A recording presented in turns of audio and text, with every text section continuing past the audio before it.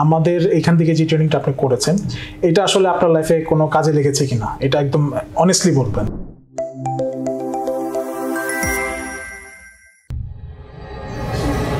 আসসালামু আলাইকুম, আমি Zakir Isbari, HB aviation tourism and ইনস্টিটিউটের ফাউন্ডার অ্যান্ড চেয়ারম্যান। যারা আমাদের এখান থেকে কোর্স করে তারা আসলে পরবর্তীতে কি করে, কোথায় যায়, সেগুলো নিয়ে আসলে আমাদের আজকের এই আয়োজন। আমরা আমাদের যে সমস্ত স্টুডেন্টরা বর্তমানে ভালো ভালো পজিশনে আছে তাদের মুখ থেকে আসলে তাদের জার্নিটা শুনবো। আমি মোহাম্মদ ফাহাম সিদ্দিক আশিক, আমি বর্তমানে ট্যালেন্ট কর্পোরেশনের হেড অফিস ট্রাভেল কাউন্সিলর হিসেবে আছি। মোটামুটি আমার এই মাস চলে গেলে 3 মাস হবে আলহামদুলিল্লাহ। প্রথমত খুব হতাশ ছিলাম যে জেনারেল স্টুডেন্ট, সেখানে আমি গ্র্যাজুয়েশন শেষ করার পরে আমার কেরিয়ারটা কোন দিকে যাবে। পরবর্তীতে আমি এইচবি এভিয়েশনে আসি, দেন তারপরে আলহামদুলিল্লাহ আমি কোনো চিন্তা ভাবনাও করি নাই। আল্লাহর রহমতে আমি এখানে চোখ বন্ধ করে ভর্তি হয়ে গেছি, কারণ আমার কিছু শিখতে হবে। আমার কোনো স্কিল ছিল না সত্যি কথা বলতে।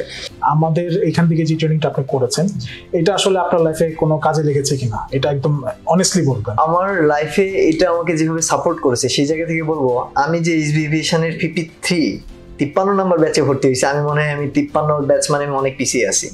আমি যদি 1 থেকে 10-এর মধ্যে কোনো ব্যাচে ভর্তি হতে পারতাম তাহলে হয়তো আমার কেরিয়ারটা আরো আগে, বা আমি জব সেক্টরে আরো আগে। সব থেকে বড় কথা হচ্ছে ইনকামিং এর সেক্টরে আমি অনেক আগে যেতে পারতাম। আমি 53 নম্বর ব্যাচে ভর্তি হতে এটা আমার ব্যর্থতা আমি মনে করি। আমার উচিত ছিল আরো তাড়াতাড়ি খোঁজ নিয়ে এই সেক্টরে আসা। এইচবি এভিয়েশন কি শুধু ট্রেনিং করে নাকি ট্রেনিং পরবর্তীতে কোনো হেল্প আপনাদের করে? আমি এই ক্ষেত্রে বলবো আল্লাহ তাআলা আমাদেরকে পাঠিয়েছেন, কিন্তু এইচবি এভিয়েশন যেভাবে রিজিকের ব্যবস্থা করে দেয় এই ক্ষেত্রে আমি আপনাদের কাছে চিরকৃতজ্ঞ স্যার। আমি এখান থেকে বের হওয়ার পরে জব পাবো কি না এটা নিয়ে একটু হতাশ ছিলাম, তবে এখান থেকে আমাকে রেফার করা হয়েছিল ট্যালেন্ট কর্পোরেশনের পল্টন ব্রাঞ্চে। আমাকে 1 মাসের জন্য ইন্টার্নে রেফার করা হয়েছিল এখান থেকে।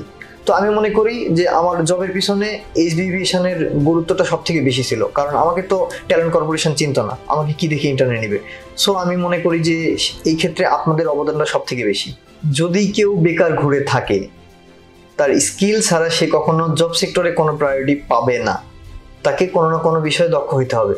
তো আমি যে এই সেক্টরে এসেছি জন্য সবাইকে এই সেক্টরে সাজেস্ট করবো বিষয়টা এমন না, তবে আমার কেমন জানি মনে হয় নিজের কাছে যে এই সেক্টরে যদি কেউ কাজ শিখে আসতে পারে তো আলহামদুলিল্লাহ, তাকে চাকরি না করলেও সে বসে থেকে খেতে হবে এমন না, তার ইনকামের একটা সোর্স সে পাবে।